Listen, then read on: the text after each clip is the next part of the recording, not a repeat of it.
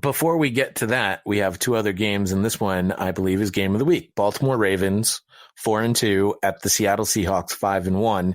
According to our power rankings, it's two top 10 teams, which also would make it a better game of the week candidate than the Saints Bears. Seahawks third in our power rankings. One could argue they deserve second. The Ravens are 10th in the power rankings. Seahawks favored by 3.5 in this game. Russell Wilson getting a lot of talk for MVP. Has 14 touchdown passes, no interceptions for a league-leading 124.7 passer rating so far. With 2 touchdown passes, no picks on Sunday, Wilson would tie Milt Plum, who had 16 touchdown passes in 1960 for the fourth most touchdown passes without an interception to begin a season in NFL history. The record, by the way, is 20, held by Peyton Manning.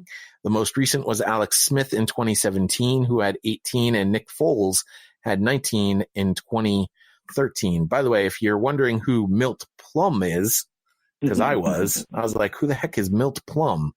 Well, he played from 1957 to 1969, started his career with the Cleveland Browns. That year, 1960, where he threw 16 straight touchdown passes with no interceptions, was his best year by far, 21 touchdowns, 5 interceptions. He ended his career with 122 touchdowns, 127 interceptions. Milt Plum was an interception machine. So the fact that he had this outlier in 1960 is rather strange. I suggest HGH. Yeah, definitely. Yep. Add some more. We'll add some more Danger Russ love here on this. In his past 14 at home, he has 31 touchdowns, only 3 interceptions, a 109 rating. He threw for 5 touchdowns in the last meeting against this team back in 2015. I'm going to take the Seahawks at home, as will Neil. But James, you're giving Lamar Jackson and the Ravens a chance.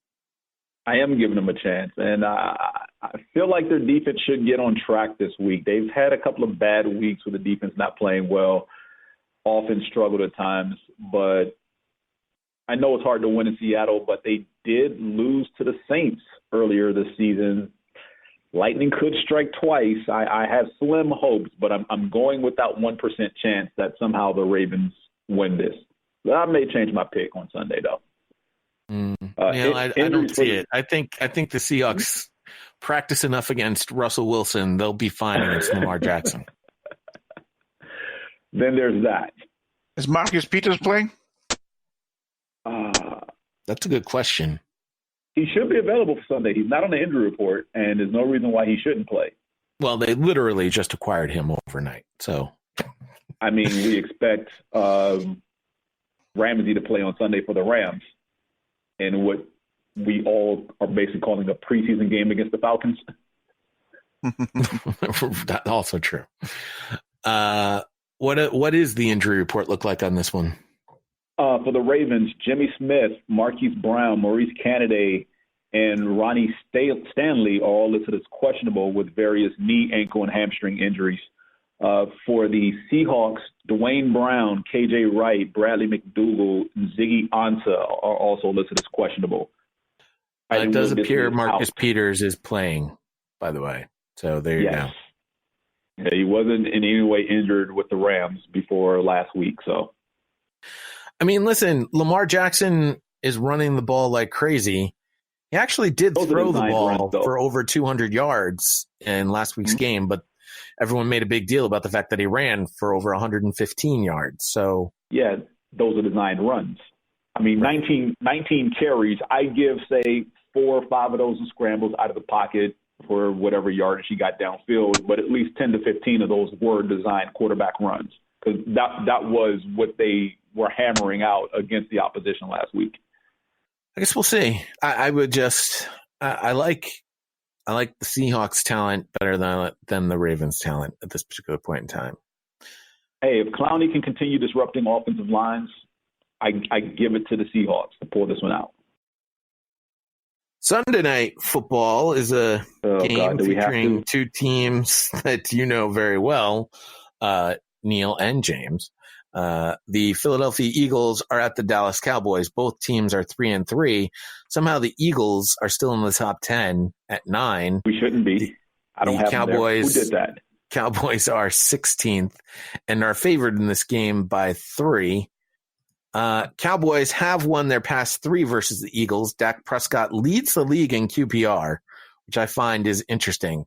But in this game and in the next game, we're going to talk about one particular player that changes the way the team plays tremendously. And in this one, it's not the quarterback, it's wide receiver Amari Cooper. If he plays in this game, Cowboys win. If he doesn't, I'm going to take the Eagles. So what's the injury outlook on Amari Cooper there, James? Hasn't practiced this week due to his ankle and quad injuries. He is officially listed as questionable, and I don't think him playing or not playing matters. Side note for all you fantasy football players, if you have a wide receiver going up against Philadelphia, play him. No, I get it. Trust me, I do. But watching that game against the Jets, Prescott was putting the ball where it needs to be. Michael Gallup and whomever else is on that Cowboys wide receiver, where's Randall Cobb? What's his injury status for this Gallup one? and Cobb. Michael Gallup shows up on the injury report with a knee injury. He was limited in practice. Randall Cobb didn't practice due to his back. I don't know why the team isn't on it. And another wide receiver, Noah Brown, has a knee injury. He's out. Yeah, there's no way. You're looking at Devin Smith, Tavon Austin, and Ventil Bryant at wide receiver. Doesn't matter. Could I just ask? We can't cover 4 old ladies on walkers, Jay. I think there's a bigger issue there, though. The wide receivers, I don't agree with. I agree with James. I don't think that's too important. James, what's the offensive line status for the Dallas Cowboys? Tyrone Smith and Lyle Collins. Tyrone Smith and Lyle Collins are both listed as questionable. We know about their knee and back and neck and whatever else they have going on, but they're both listed as questionable, along with Zach Martin, who shows up on the injury report. So I picked the Eagles to win this game, I think, and the reason I did that is because if Tyrone Smith's not playing, Dallas rarely wins, and if he's not playing and Collins and Martin's injured, that Philadelphia Eagles will feast on Prescott regardless of who's playing at wide receiver. So that's why I went with the Eagles in this game. I understand the Eagles the secondary is terrible, but I think this is a good matchup for the Eagles at the right time for them. Dallas don't win when Tyrone Smith doesn't play. Are you disappointed, James, that you didn't get either Marcus Peters or Jalen RAMSey? Yes and no. RAMSey, the price was too high. And knowing how this organization likes to use those draft picks to either move up or down based on where they finish at the end of the year, those would have been valuable to acquire some other talent coming up, or maybe someone more serviceable at a more reasonable price, considering we're still up against salary cap hell for the contracts that we've doled out over the last couple of years, especially in the acquisition of players like Ronald Darby, who we acquired from other teams. So, yeah, it would have been nice to have him, but specifically with RAMSey at that price of two number ones, and then whatever else the Rams gave away to get him, not really. Peters would have been interesting, but I don't think his personality would have meshed with our locker room. Cornerbacks who are available that I would like to see us go after, Xavier Howard in Miami is, one of those disgruntled players who wants out. Free him. He's going to cost too much. How about Janoris Jenkins from the Giants? I'm sorry, who? From what? Is that a no then, is it? I think if you're looking for a guy... We want serviceable corners who can play man-to-man coverage and press and be physical with the receivers, because right now our corners don't like touching the receivers, and I don't know why that is. You're up at the line of scrimmage in press, and you're bailing because you're playing zone and quarters. Maybe, if you're playing quarters coverage, why are you pressing at the line of scrimmage? Jay, help me understand that. Is that normal? Maybe they're worried about pass interference calls getting overturned. Yeah, it has been an issue for us because we can't interfere with nobody. They're too busy running past us. I have a cocaine dealer from New Hampshire. I could perhaps trade to you. Sorry, we're good at safety. We don't need that bump. Okay. Well done, by the way. We don't need that bump. That was well done. Jonathan Jones. I got Jonathan Jones. He's pretty fast. Slot corner. I know. You need him, Jay. I think that it's a fair point, though. I think Howie Roseman will make a move or two before the end of the trade deadline. That's his thing. He will make a move, but it's not going to be the move you expect. And before I get to Philadelphia's injury report, because there's something telling there as far as why he won't. Yeah, right. I don't know what to make of this offense, because for everything that this offense should be capable of doing, it's not. Deshaun Jackson's not even close to coming back to practicing right now. He's not even on the injury report. He may still be listed as week to week or day to day, but that my concern greater than his abdomen injury is the fact that because he's not practicing, when he's able to practice, will his hamstring flare up? Because every time Deshaun Jackson has had an injury that's kept him out for multiple weeks, that he hasn't been able to run or practice, as soon as he's healthy enough to practice, the next injury he gets is always his hamstring. So this offense is sputtering and it needs a spark, and I don't know where we get it from. All right, injury report? Injuries other than the names mentioned for the Dallas Cowboys. Byron Jones is questionable. Tyron Crawford was placed on injury reserve. And Dorrance Armstrong is also questionable. For Philadelphia, Fletcher Cox didn't practice because of an illness. Darby's still nursing his hamstrings. Sproles has a quad. Nigel Bradham has an ankle injury. Jason Peters has a knee. I've already mentioned Jackson. Maddox is still a concussion protocol with his neck injury, and Jalen Mills has been designated from the PUP list. His foot, he was a full participant in practice, but he will not play on Sunday, which doesn't matter because Jalen Mills can't cover a cold in the phone booth. Tim Jernigan is listed as questionable.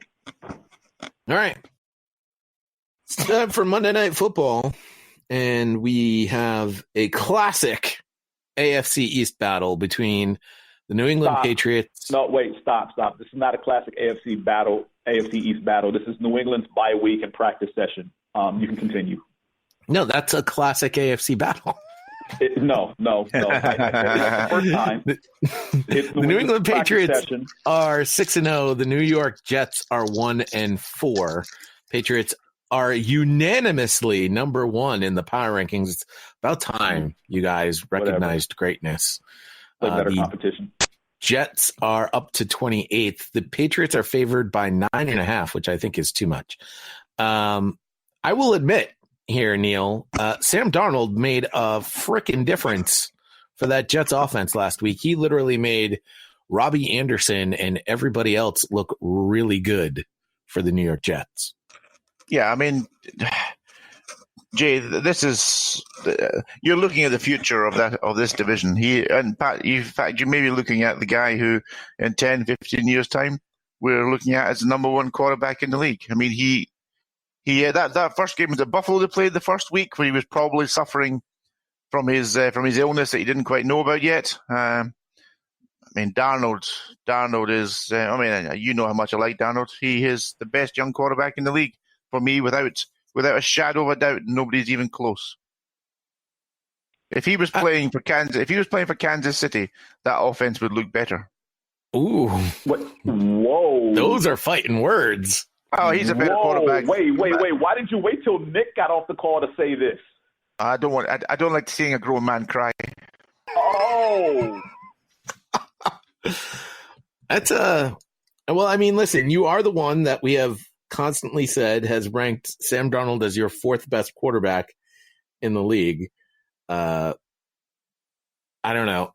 Sam Darnold's pretty good. I will say that he did well. Yeah. The only thing I would say is the Cowboys did make an adjustment in the second half, and Darnold didn't do much in that second half. Yeah, I need to just say that because before Nick spends like 3 days writing me endless messages about how good Mahomes is, I still think Mahomes is the next best young quarterback in the league.